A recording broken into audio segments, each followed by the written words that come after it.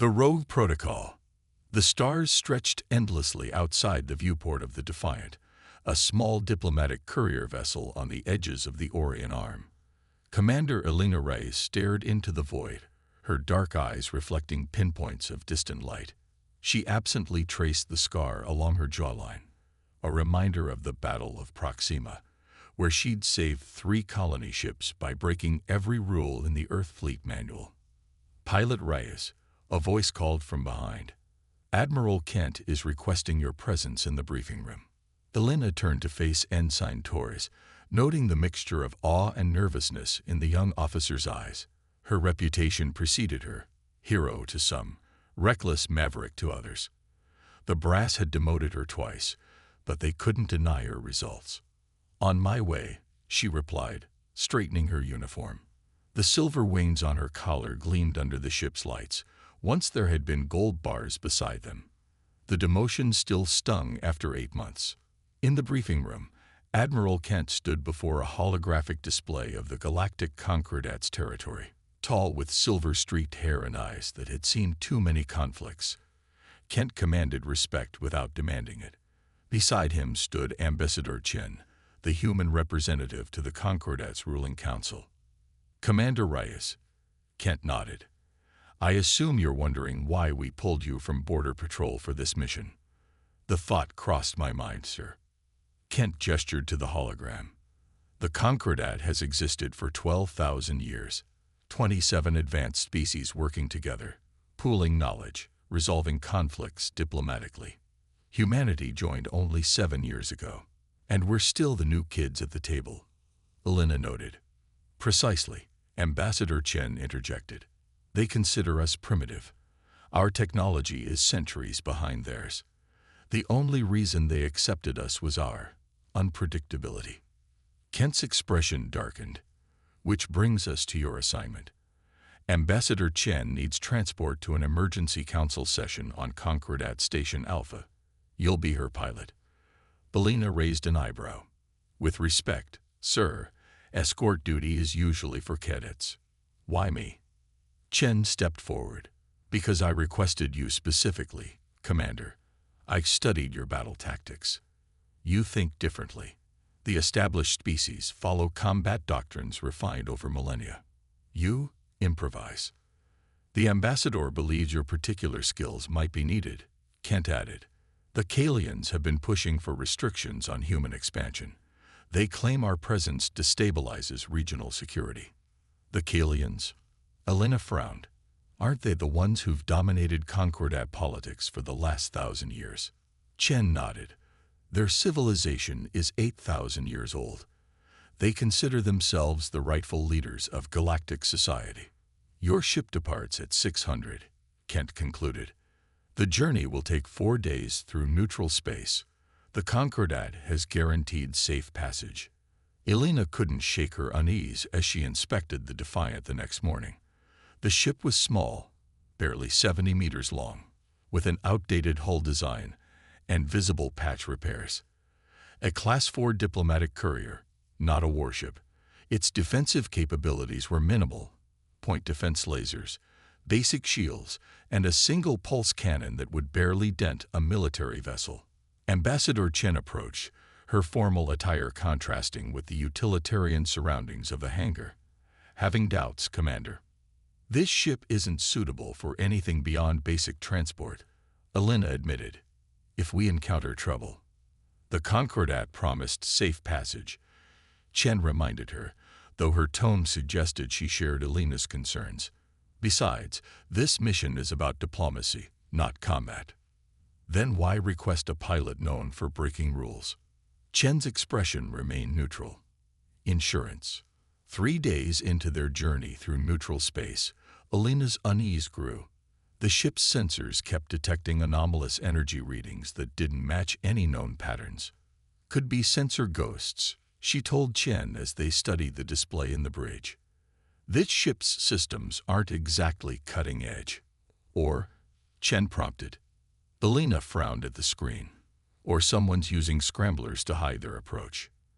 The answer came 30 minutes later when 4 ships dropped out of faster-than-light travel directly in their path. Their designs were angular and predatory, painted with the crimson and gold markings of the Kalian Defense Force.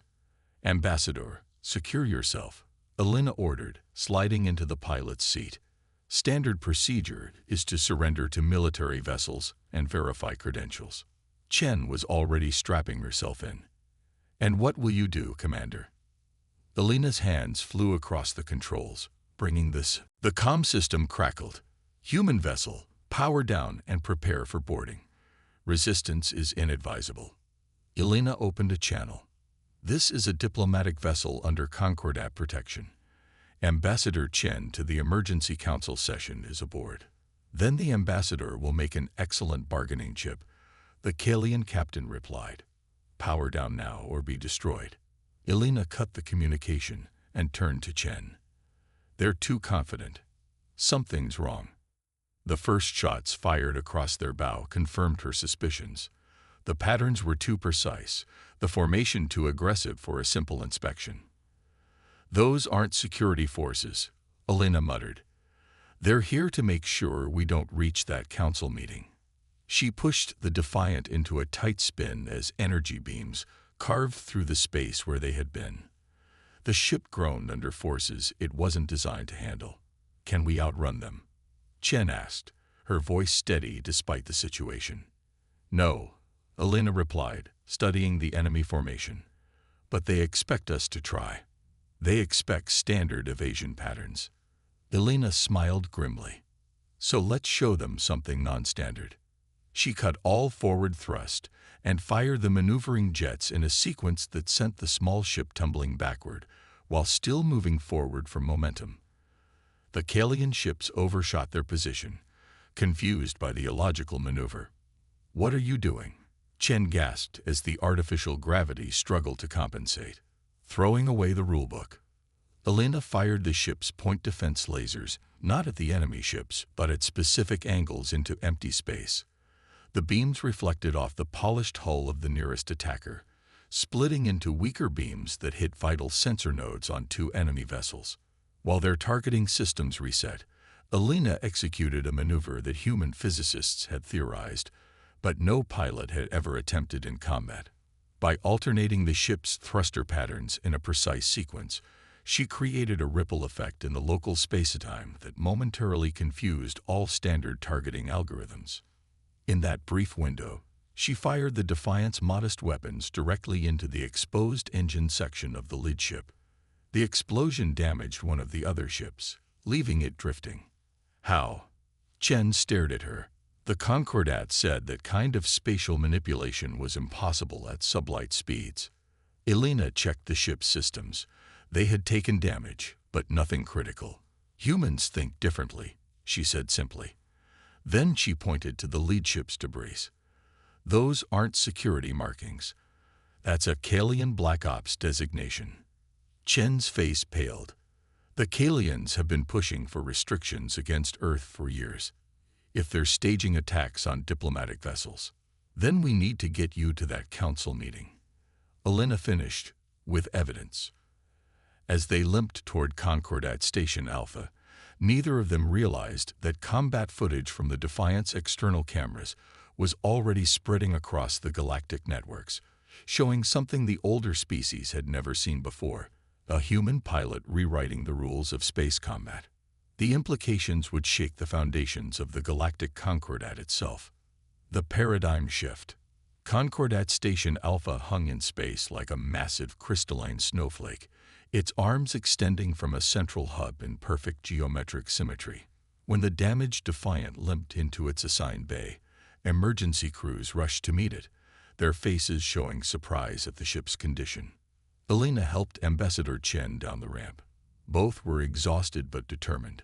A small delegation waited, including a tall, slender Kalian official whose silver skin gleamed under the bay lights. "Ambassador Chen." The station commander greeted her, a Meribian whose translucent blue features betrayed concern. "We received your emergency transmission. Are you unarmed?" "Thanks to Commander Reyes, yes," Chen replied. She gestured to the ship. "We have evidence that needs to be presented to the council immediately." The Kalian stepped forward, towering over Elena. Evidence of pirate activity. Regrettable, but hardly council business. High Admiral Chen acknowledged with a cold nod. These weren't pirates.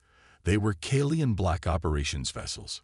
Zhen's facial ridges flattened, a sign of controlled anger in his species. A serious accusation. Do you have proof? Elena held up a data crystal, combat recordings, and debris analysis. The Kalian Black Ops designation was unmistakable. Impossible, Zhen dismissed. No single pilot in a diplomatic courier could defeat 4 combat vessels, regardless of their origin. Elena met the alien's faceted eyes steadily. Then I guess impossible things happen sometimes. The emergency council session buzzed with tension. Representatives from the 27 Concordat species filled the chamber, their voices creating a storm of different languages that the translation systems struggled to process. On the main display, the combat footage from the Defiant played in high definition. Elena watched the recording with professional detachment, noting details she'd missed in the heat of battle. Her spatial maneuver looked even stranger from outside. The ship seemed to flicker and distort as it moved in ways that defied conventional physics. The Kalian representative, Supreme Counselor Vex, rose to speak when the recording ended. His species resembled tall, thin humanoids with metallic skin and eyes that reflected light like mirrors. This is clearly fabricated, Vex insisted. The movements shown are physically impossible. The humans are trying to provoke conflict with these false accusations. I can assure you the footage is authentic, Chen countered. And the maneuvers, while unusual, are quite possible, just not according to your combat doctrines. The Meribian Council leader studied the replay with narrowed compound eyes. No ship can change vector that way without tearing itself apart. The physics don't allow it. From the back of the chamber, a voice called out. Actually, they do. Heads turned as a human scientist with wild red hair pushed through the crowd. She wore the insignia of the Concordat Science Division on her uniform. Dr. Imani Jackson. She introduced herself, nodding respectfully to the assembly. Human liaison to the Concordat Physics Directorate. I've reviewed the footage, and what Commander Reyes did is theoretically sound, just never successfully implemented before. Jackson brought up a holographic display showing equations and force diagrams. Human neural processing allows for faster spatial calculations than most species. We think differently about 3-dimensional movement and space-time manipulation at small scales. Elena found herself nodding. She'd never thought about the physics behind her flying. She just did what felt right in the moment. Even if this is true, Counselor Vex interjected, it proves nothing about the identity of the attackers. Except for this, Ambassador Chen said, and nodded to a technician. The display changed to show a magnified image of debris floating in space, clearly showing a Kalian Black Ops designation beneath hastily applied security force markings. The chamber erupted in chaos. Accusations flew between delegations. The Kalians denied everything, while other species demanded investigations. Through it all, Elena noticed something unexpected. Several military attaches were studying her combat footage with professional interest, not outrage. After the session adjourned in disorder, Elena found herself in a quiet corner of the station's observation deck, watching distant stars. She sensed someone approach and turned to find Dr. Jackson grinning at her. The famous rule breaker, Jackson said, extending her hand. Your flying is going to revolutionize combat theory across the galaxy. Elena shook the offered hand. I was just trying to stay alive. That's the beauty of it, Jackson replied, excitement clear in her voice. You've discovered something profound because you weren't constrained by what everyone knows is impossible. She pulled out a small device and projected a model of the Defiant's flight path. See here. You created a localized distortion in space-time that the targeting systems couldn't predict. The Concordat races can't do that because their neural pathways process spatial relationships differently. You're saying humans are special? Elena asked skeptically. I'm saying we're different, Jackson corrected. Not better, just. We see patterns others don't, and miss patterns they see. A shadow fell across them. High Admiral Jen had approached silently, his expression unreadable. "Your maneuver was unexpected," the Admiral admitted reluctantly. "In 800 years of combat experience, I have never seen such an approach." Elena wasn't sure if that was a compliment. "Necessity breeds innovation." "Innovation can be dangerous," Jen replied, "especially when it spreads." He handed Elena a tablet showing feeds from across galactic networks. Her combat footage had leaked and gone viral. Discussions, analyses, and attempts to replicate her maneuvers were happening everywhere. "Human pilots across 17 sectors are already attempting to reproduce your techniques," Jen said gravely. "The Kalian hierarchy sees this as a military threat." Before Elena could respond, an alarm blared throughout the station. The observation deck's display switched to a live feed of Kalian warships dropping out of FTL travel around the station. Dozens of them. Weapons hot. "What is this?" Elena demanded. "The consequences of your actions," Jen replied, though his tone lacked conviction. "Supreme Counselor Vex has issued an ultimatum. Either the Concordat restricts human expansion and military development, or the Kalians withdraw from the Concordat." After a demonstration of force, Ambassador Chen rushed into the observation deck, flanked by security. "Commander, we need to evacuate immediately. The Kalians are threatening to destroy the station if their demands aren't met." Elena studied the Kalian fleet formation. Something about it bothered her, a vulnerability she couldn't quite place. Then it clicked. They're using a standard defensive grid, she realized. The same one they've used for centuries. "Of course," Jen said. "It's mathematically perfect, impenetrable." Elena turned to Chen. "Get me to a ship. Any ship with weapons. I need to show them why perfect can be a weakness." "What are you planning?" Chen asked. "A demonstration," Elena replied. "If the Kalians want to see what humans are truly capable of, let's not disappoint them." 3 hours later, Elena sat in the cockpit of a borrowed Meribian scout ship, small, agile, and armed with just enough firepower for her purpose. Behind her, a hastily assembled coalition had formed, representatives from 12 Concordat species who saw the Kalian ultimatum for what it was, the beginning of a power grab. "This is madness."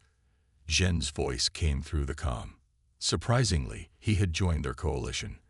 "One ship against a Kalian battle fleet.